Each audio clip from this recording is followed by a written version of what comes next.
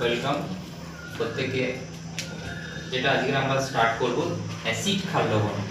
এই অ্যাসিড ক্ষার লবণ যে চ্যাপ্টারটা রয়েছে সেই চ্যাপ্টারে আমাদের প্রথম যে টপিকটা রয়েছে অ্যাসিড রয়েছে টপিক।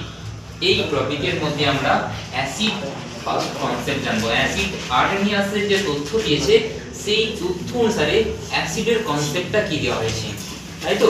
তো এখানটা যে অ্যাসিডের কনসেপ্টটা তিনি দিয়েছেন, তিনি কি বলেছেন আমি একটা एग्जांपल দিয়ে বলছি তোমাদের।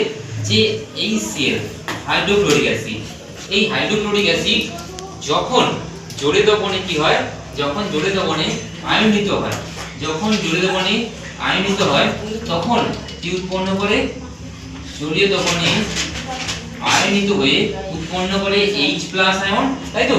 এবং উৎপন্ন করে Cl- আয়ন উৎপন্ন করে। তাহলে এই H+ আয়ন, H+ আয়নটা হচ্ছে যে ক্যাটায়ন রূপে কি উৎপন্ন করছে, এখানে H+ আয়ন উৎপন্ন করছে, তাই তো? এই ক্যাটায়নটা কি হয়, অস্থায়ী হয়।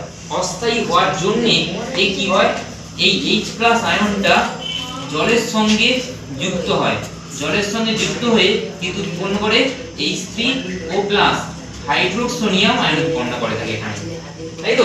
তো আমরা একটু দেখলাম যে যেসব যৌগ, যেসব হাইড্রোজেন গঠিত যৌগ কি হয়, জলীয় দ্রবণে আয়নিত হয়ে কি উৎপন্ন করে, আয়নিত হয়ে উৎপন্ন করে H+ ক্যাটায়ন রূপে H+ আয়ন উৎপন্ন করে, তাই তো? এবং সেইগুলোকে আমরা কি বলবো, সেই যৌগকে আমরা বলবো যে অ্যাসিড। তাকেই বলবো যে অ্যাসিড বলবো এখানে, তাই তো? আরেকটা एग्जांपल দিচ্ছি, ধরো H2SO4। H2SO4 হচ্ছে কি, এই H2SO4 জলীয় দ্রবণে আয়নিত হয়ে উৎপন্ন করবে H+ এবং SO4 2- আয়ন উৎপন্ন করে। তো আমরা দেখলাম এই ক্যাটায়ন রূপে H+ আয়ন উৎপন্ন হচ্ছে এখানটায়, তাই তো? তাহলে আমি বলবো যে এই H2SO4 হলো একটা কি, যে অ্যাসিড হিসেবে আমরা গ্রহণ করব এখানটায়। এই সেলের নাম হচ্ছে হাইড্রোক্লোরিক অ্যাসিড, H2SO4 এর নাম হচ্ছে সালফিউরিক অ্যাসিড।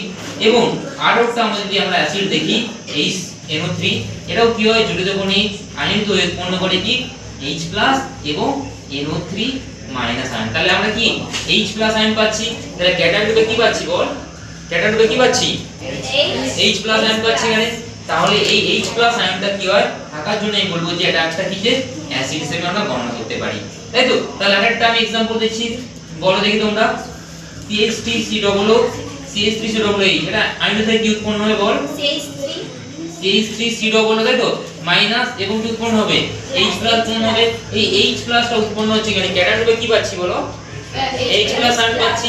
সেই কারণে আমরা এটাকে কি বলবো, এটা অ্যাসিড বলবো। ওকে, বুঝতে পারছো তোমরা সবাই?